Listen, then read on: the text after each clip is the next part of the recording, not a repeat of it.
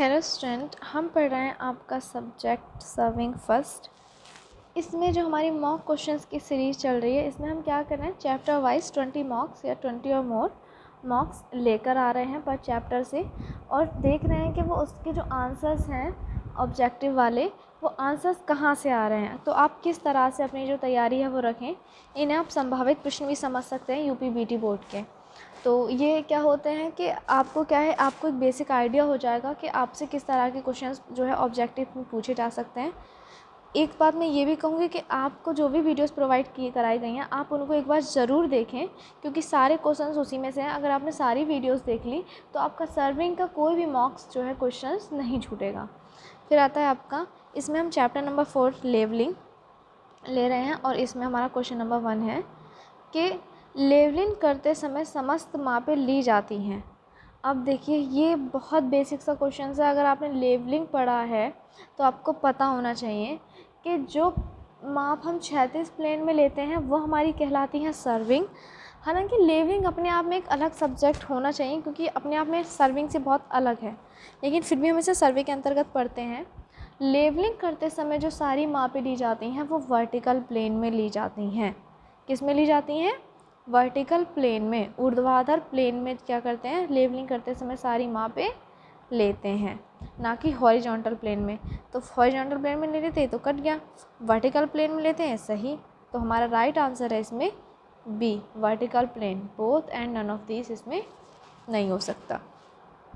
फिर है, समतल सतह में स्थित कोई भी सीधी रेखा, समतल सतह में स्थित कोई भी सीधी रेखा क्या कहलाती है आपकी?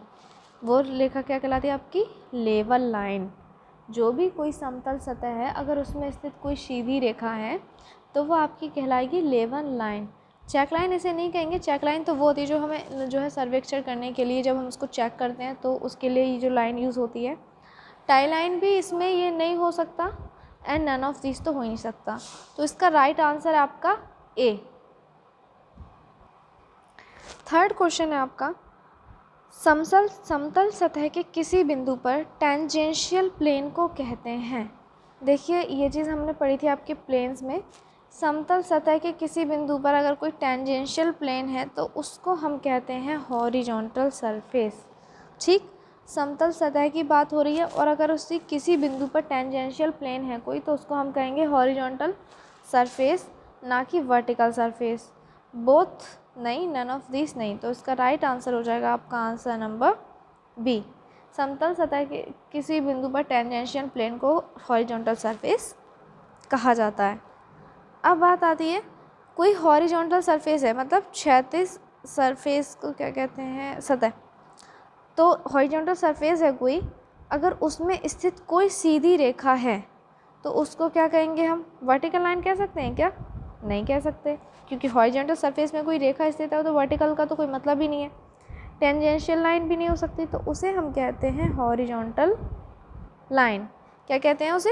Horizontal line. None of this इसमें हो ही नहीं सकता। तो हॉरिजॉन्टल सरफेस में स्थित कोई भी सीधी रेखा कहलाती है आपकी हॉरिजॉन्टल लाइन। इसका राइट आंसर आपका ए। फिर है इसका नेक्स्ट क्वेश्चन, समतल सतह के किसी बिंदु पर लंबवत समतल कहलाता है। तो आप इसे 3D में इमेजिन करें। कोई हॉरिजॉन्टल प्लेन है, ठीक, ये हॉरिजॉन्टल प्लेन है, सपोज दैट इसके ऊपर कोई लंब है, वर्टिकल प्लेन। 3D में इमेजिन करें इसे, ठीक। इसके ऊपर क्या डाला गया है? कोई लंबवत प्लेन। तो लंबवत समतल क्या कहलाएगा इस पर? हॉरिजॉन्टल पे अगर कोई लंब है तो वो क्या होगा? हमेशा वर्टिकल ही होगा ना। तो वो हो जाएगा आपका वर्टिकल प्लेन। हॉरिजॉन्टल प्लेन तो आपका हो ही नहीं सकता, क्योंकि हॉरिजॉन्टल प्लेन पे ही तो है, समतल सतह पर ही तो है। फिर है हॉरिजॉन्टल लाइन। लाइन का तो कोई मतलब ही नहीं है। जब हम किसी प्लेन की बात कर रहे हैं, किसी सतह की बात कर रहे हैं, तो वो लाइन थोड़ी हो सकती है कोई। ऑल द अबव नहीं, ये इसका गलत। तो इसका राइट आंसर हो जाएगा आपका, समतल सतह के किसी बिंदु पर लंबवत समतल होता है, वो कहलाता है आपका वर्टिकल प्लेन। फिर है देखिए, वर्टिकल प्लेन में स्थित कोई भी सीधी रेखा क्या कहलाती है आपकी? अभी हमने बताया था आपको, सपोज दैट ये कोई वर्टिकल प्लेन है, ठीक, लंबवत प्लेन है कोई, वर्टिकल ऊर्ध्वाधर। अब इसमें कोई सीधी रेखा है तो आपकी आप इसे हॉरिजॉन्टल लाइन कह सकते हैं क्या? आप खुद सोचिए कि आप इसे हॉरिजॉन्टल लाइन कह सकते हैं, नहीं कह सकते हैं, तो इसका गलत आंसर हो गया। इसका राइट आंसर होगा क्या, वर्टिकल लाइन। क्यों? क्योंकि वर्टिकल प्लेन में कोई सीधी रेखा है, प्लेन की बात कर रहे हैं, सतह, ठीक बात कर रहे हैं। तो वर्टिकल प्लेन में कोई जो रेखा है, सीधी रेखा, तो वो आपकी क्या कहलाएगी, वर्टिकल लाइन कहलाएगी। Surface line, no, it's wrong and none of these, ये दोनों इसके गलत हैं और ये तो गलत है ही। तो इसका राइट आंसर आपको हो जाएगा आंसर बी। फिर है, दूरबीन की आई वेन एवं ऑब्जेक्टिव वेन को केंद्र को मिलाने वाली काल्पनिक रेखा कहलाती है। दूरबीन की आई वेन, अब आप सोचिए जैसे हम यहाँ पे, जैसे ये हमारी दूरबीन है, ठीक, ये दूरबीन की आई वेन है और ये ऑब्जेक्टिव वेन है, इनका जो सेंटर है उसको मिलाने वाली काल्पनिक रेखा, ये इसकी बात कर रहे हैं, ये कोई दूरबीन है, तो इसको मिलाने वाली रेखा क्या कहलाती है आपकी, लाइन ऑफ साइट। क्या कहलाती है, लाइन ऑफ साइट। इसका एक दूसरा नाम भी है, वो क्या है, लाइन ऑफ कॉलीमेशन।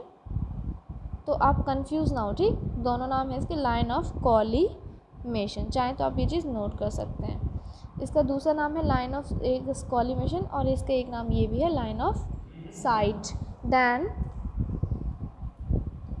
तो वर्टिकल लाइन तो हो ही नहीं सकते हैं, ठीक, क्योंकि सॉरी, हॉरिजॉन्टल लाइन तो हो ही नहीं सकता और ना ही वर्टिकल लाइन हो सकता है, नन ऑफ दीज भी नहीं हो सकता, ये भी नहीं, ये भी नहीं। तो इसका राइट आंसर है लाइन ऑफ साइट या लाइन ऑफ कॉलीमेशन। तो इसे कैसे कहेंगे कि दूरबीन की आई वेन एवं ऑब्जेक्टिव वेन, हिंदी में बोलते हैं इसे दृश्य वेदिका, दृश्य वेदिका ये, और इसे बोलते हैं आँख को क्या बोलते हैं, दृष्टि वेदिका। तो इन दोनों को मिलाने वाली रेखा क्या होती है, लाइन ऑफ साइट या लाइन ऑफ कॉलीमेशन। फिर आता है आपका क्वेश्चन नंबर 8, कोई माना गया काल्पनिक समतल कहलाता है। कोई माना गया काल्पनिक समतल क्या कहलाता है आपका, हॉरिजॉन्टल सरफेस, नहीं, यहाँ पे माने गए की बात कर रहे हैं, ठीक, माना गया कोई काल्पनिक समतल है तो उसे कहते हैं हम डेटम सरफेस। अब ये जो पॉइंट आ गया ना डेटम, तो इसमें आपको पता होना चाहिए, अभी हम इसी वीडियोस में आगे आपको डेटम के बारे में ज़्यादा इन्फॉर्मेशन देंगे। तो उसे कहते हैं हम क्या, डेटम सरफेस। बोथ नहीं हो सकता, नन ऑफ दीज नहीं हो सकता, हॉरिजॉन्टल सरफेस नहीं हो सकता। फिर है आपका नेक्स्ट, बेंचमार्क कितने प्रकार के होते हैं। तो देखिए बेंचमार्क आपके कितने प्रकार के होते हैं, आपने बेंचमार्क से रिलेटेड अगर वीडियोस देखी है तो आपको पता होगा बेंचमार्क्स 4 प्रकार के होते हैं, ठीक, 4 प्रकार के होते हैं बेंचमार्क्स, ठीक। तो राइट आंसर इसका 4।